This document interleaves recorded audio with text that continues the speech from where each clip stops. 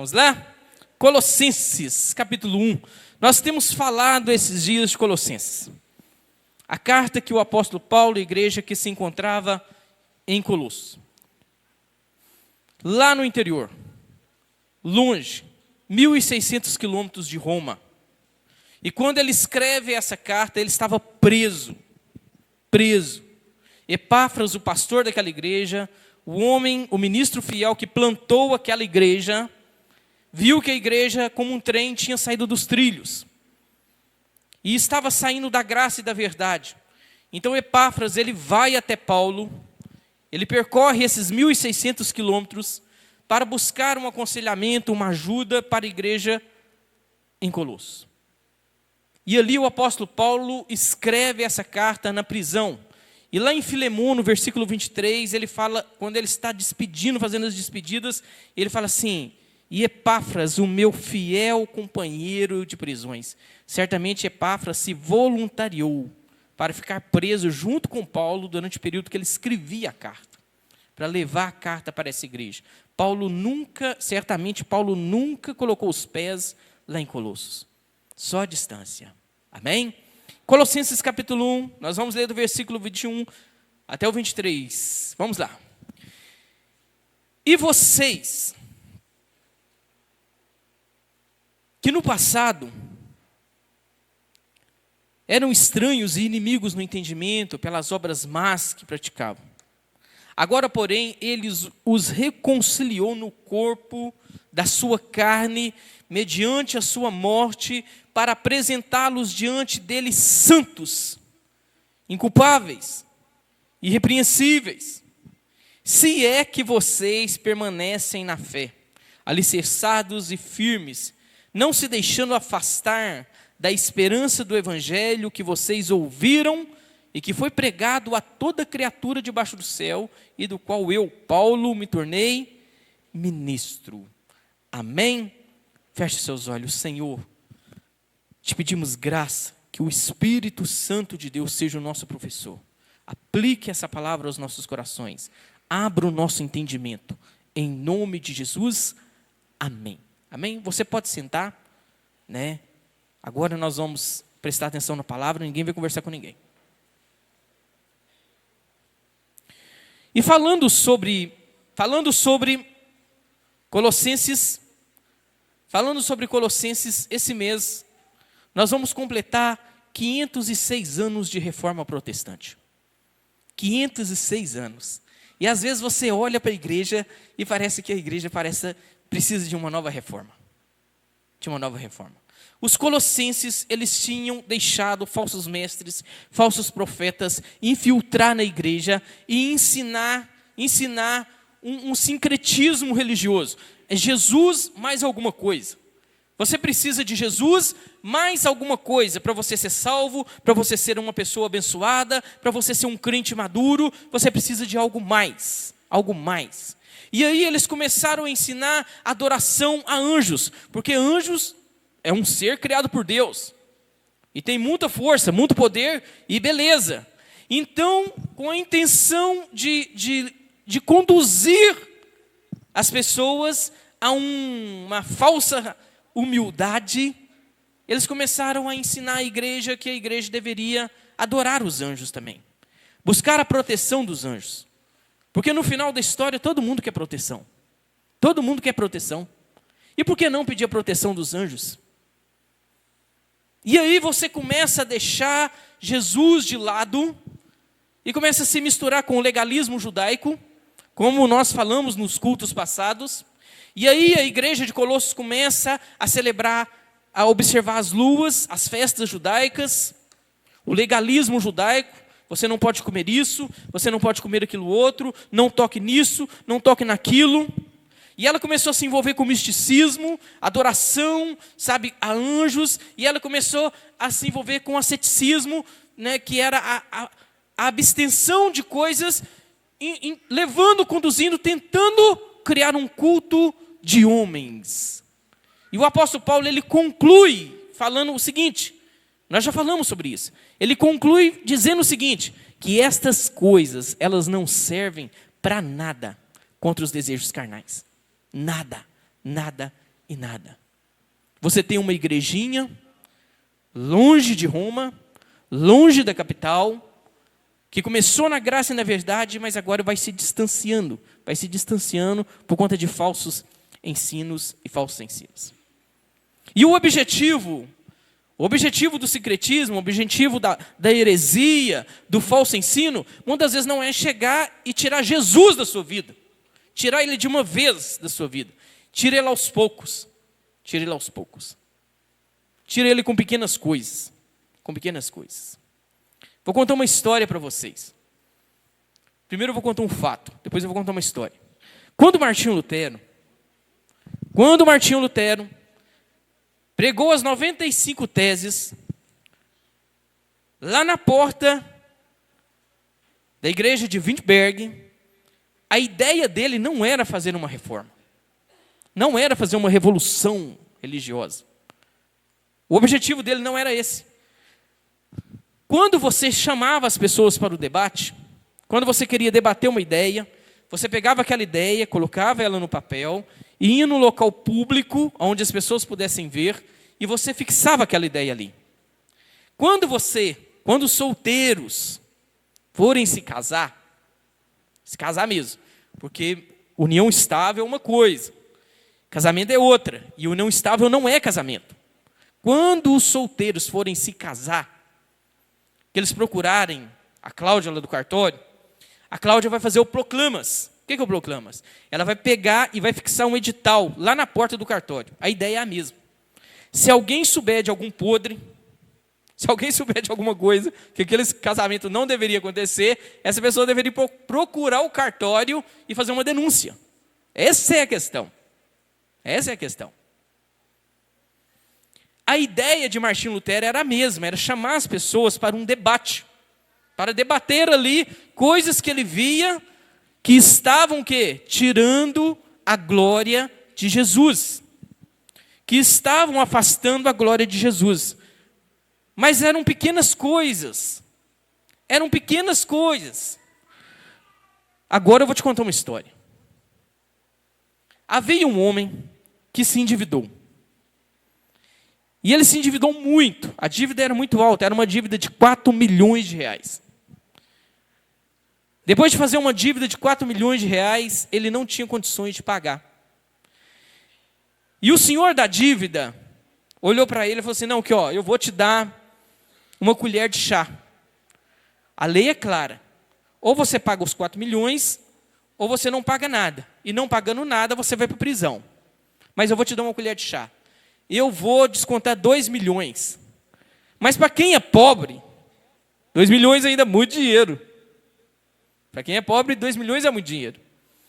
E ele falou assim, não, já é alguma coisa. É uma grande coisa. Mas eu vou buscar ajuda. E ele começou a pedir ajuda dos seus parentes. E aí o parente ajuda lá com 50 mil reais, e o outro ajuda com mais 50 mil reais, e os vizinhos foram ajudando, e chegou no final da história, chegou no final do dia, ele tinha 3.999.000, estava faltando 10 reais. Estava faltando 10 reais para ele pagar a dívida. 10 reais. E ninguém já não tinha mais nada. E era tudo, ou era nada. Ou ele pagava os 4 milhões, ou ele ia para a prisão. E aí, de repente, naquele desespero, o dia terminando, quase 6 horas da tarde, o prazo para pagar a dívida está esgotando. Ele mexe daqui, mexe dali, ele coloca a mão no bolso. E aí, quando ele coloca a mão no bolso, ele tem 10 reais no bolso, amassado, lavado, que está ali há muito tempo. E ele pega esses 10 reais, ele levanta esses 10 reais, e ele começa a chorar de alegria. E aí dá para você ouvir a música do suspense, dá para você ouvir as pessoas cantando, e a vila saltando de alegria e felicidade, porque ele tinha os 10 reais. Qual teve mais valor? Aquele que deu uma ajuda de 100 mil reais ou o que tinha 10 reais? no final da história, qual que teve mais valor? Quando você pega uma coisinha assim, ó. Ah, não. Isso aqui, ó, eu posso fazer. Isso aqui não foi Jesus que fez. Esses R$10 não foi Jesus que fez. Eu posso fazer pela minha salvação. Eu posso fazer pela minha santidade. Eu posso fazer pela minha vida. A glória foi de quem? A glória foi de Jesus ou a glória foi sua? Hein? A glória foi do homem. Era exatamente isso que Martinho Lutero estava discutindo. As pessoas achavam que que as pequenas indulgências. Qual que era a ideia das indulgências? As ideias das indulgências era compensar a Deus, porque o homem era pecador, ele era pecador, mas ele iria compensar a Deus com as indulgências, com os pagamentos, para o investimento no reino. E o investimento no reino era a construção da Basílica de São Pedro. A casa do Papa, vamos falar assim. A Basílica de São Pedro. Todas as vezes que há sincretismo religioso na nossa vida, todas as vezes em que você acha que você é o Senhor da sua salvação, você tirou a glória de Cristo e tributou ela aos homens. Todas as vezes que você confia nas suas próprias obras, na sua religião, na sua moralidade, você está tirando a glória de Cristo e atribuindo ela a você. É por isso que nós falamos que nós não somos salvos pelas nossas obras. Nós somos salvos pelas obras de quem? Pelas obras de Cristo. E é exatamente isso que Paulo está tratando com a igreja de Colossenses. Exatamente o que ele está tratando. As pessoas estavam confiando na sua própria religiosidade, numa falsa humildade, que não, eu vou deixar de comer carne de porco e aí Deus vai me ver de uma maneira mais santo. Eu vou deixar agora a partir de hoje, eu vou parar de trabalhar dia de sábado, e eu vou ser mais querido por Deus. E você é mais querido por Deus. Era isso que a igreja estava passando. Era isso que a igreja estava vivendo. Agora, ainda com a sua Bíblia aberta em Colossenses, pega aí no capítulo 1, no versículo 13.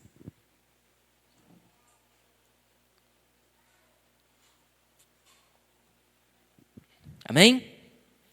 Versículo 13, do capítulo 1 de Colossenses.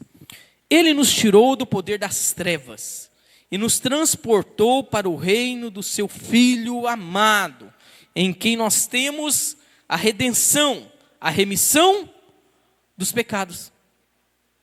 Agora vamos tratar de uma realidade espiritual. A igreja estava confiando nas suas próprias obras. A igreja não estava tributando, não era só Luz Cristo, não era só Jesus. Era Jesus mais alguma coisa. Era Jesus mais um líder religioso, porque eu posso confiar nesse líder religioso aqui, que através dele, por causa dele, eu vou ser uma pessoa mais abençoada. E a igreja caminha, a igreja de Colossenses caminha nesse mundo. E agora o apóstolo Paulo, ele está falando para a igreja de algo que ele viveu, de uma realidade espiritual que ele viveu. Nós somos retirados do poder das trevas, não é só das trevas, não é só escuridão, é poder, é autoridade das trevas sobre nós. Nós fomos tirados do poder das trevas. Amém? E nós fomos levados para onde? Ele nos transportou para o reino do seu Filho amado. Deixa eu te contar uma história.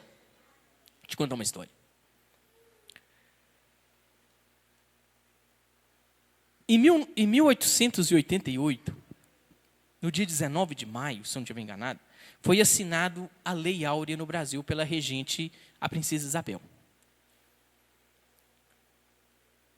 Ela assinou ali a abolição, acabando com a escravidão, com a escravatura. Só que aconteceu o seguinte, Assim como, irmãos, nosso país, isso já é antigo. Tem sempre um jeitinho, tem sempre um rolo envolvido. Isso foi o estupim da escravidão. Desde 1831, que eles estavam tentando acabar com a escravidão do Brasil. Os ingleses estavam forçando o Brasil. O Brasil era o único país da América que tinha escravos ainda. Aí o Brasil foi lá e fez uma lei, da qual assim, não, agora não pode mais comprar escravos. Nós vamos ficar só com os escravos que temos e não pode agora atracar mais nenhum navio negreiro aqui no Brasil. Porque nós vamos ficar só com os escravos que temos e à medida que eles forem morrendo, a escravidão vai acabando. Só que as coisas no Brasil não acontecem desse jeito. Os navios continuaram chegando escondidos. E aí a Inglaterra foi a ponto de, nós vamos declarar guerra contra o Brasil se vocês não acabarem com a escravidão. Imagine as praças. Imagine as praças. Você chegava numa praça, aí tinha um mercado de escravo. Aí você escolhia um escravo, igual você escolhia um animal. E você pagava um preço por aquele escravo. E o mundo já estava lutando contra isso, o mundo já estava lutando contra isso. E a Inglaterra estava, de uma certa forma, oprimindo o Brasil, a ponto, nós vamos entrar em guerra se vocês não acabarem com a escravidão. Aí então, por uma questão de pressão, a princesa Isabel vai lá e assina. Mas o que acontece? Eu estou usando isso aqui para mostrar um exemplo para os irmãos. Quando aboliu a escravidão, então tudo bem, não tem escravo agora no Brasil mais não. O que aconteceu? Esses escravos tinham bens? Eles tinham economia? Eles ganhavam salário? Acertos trabalhistas? Eles saíram lá da casa do seu senhor lá com o bolso cheio de dinheiro? Eles não tinham nada. Eles não tinham nada até então. Era uma falsa liberdade. Era uma ilusão. O que eles faziam? Eles voltavam para o seu antigo senhor. O mundo espiritual é o mesmo jeito. Só que quando Cristo, Ele nos tira do império das trevas e nos leva para o reino do Filho do seu amor, nós temos um novo Senhor, porque ninguém fica sem Senhor. Ninguém fica. Só que nós temos um novo Senhor. O nosso Senhor, nós somos libertos não para voltar para o antigo. Nós somos libertos para ir atrás do novo. A nossa liberdade é uma liberdade servil. A igreja de Colossenses queria ser uma igreja autônoma. Uma falsa ilusão de que a liberdade, sabe? Não, nós não estaremos sujeitos. A verdadeira igreja está presa a Cristo Jesus. Quando Jesus foi lá naquele mercado de escravos e te comprou, Ele não te comprou para você viver, para você voltar para o antigo Senhor que te humilhava, que deixava você passar fome, que te expunha o ridículo. Ele te liberta para você viver uma nova vida com esse novo Senhor. E é a servidão mais prazerosa que existe. Porque o propósito do homem, qual é o propósito do homem? Conhecer a Deus e sentir prazer e agradar-se nesse Deus. Trazer glória e fama a esse Deus. Amém? Espiritualmente é impossível ficar sem Senhor. Espiritualmente é impossível uma pessoa ser autônoma. Olha o que o apóstolo Paulo nos escreve. Primeiro vamos lá para João 8:44. Só para os irmãos verem. Lá em João 8:44, Jesus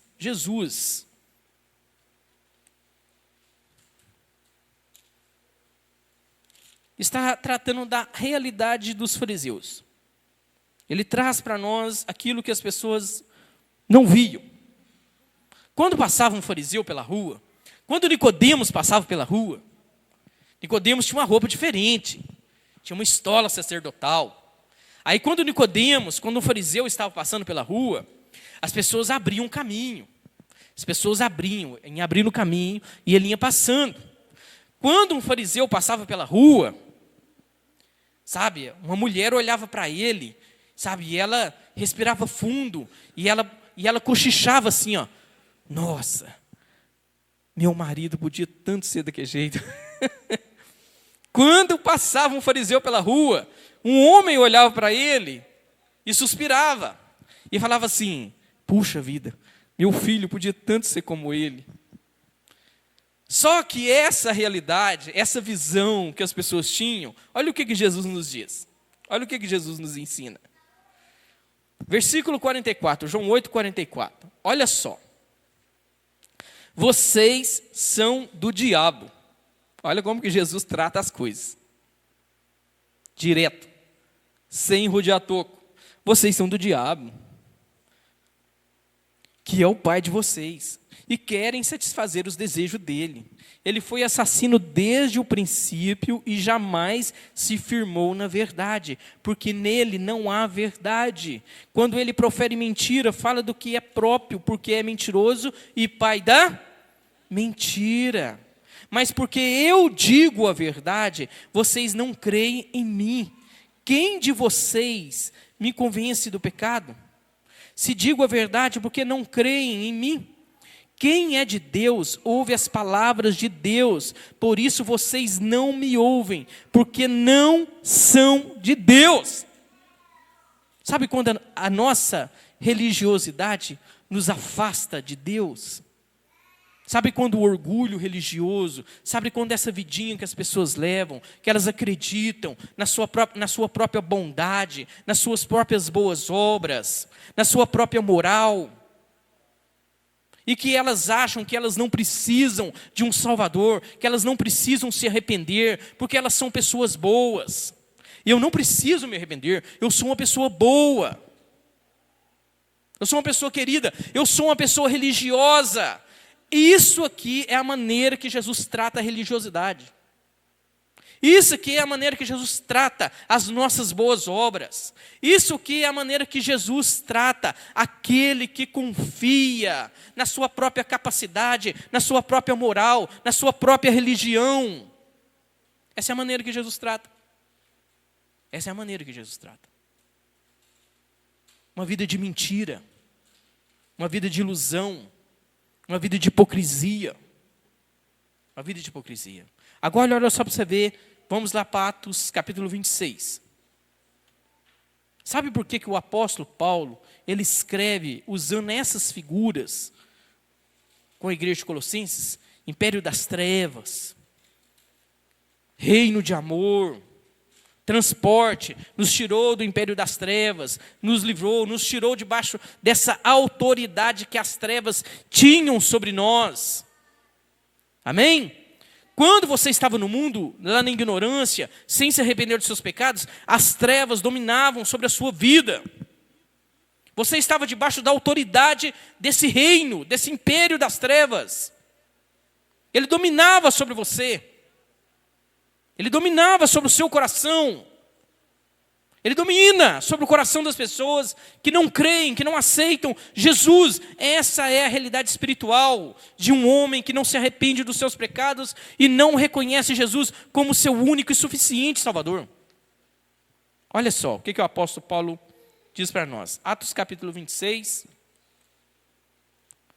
Nós vamos ler do versículo 16 até o 18.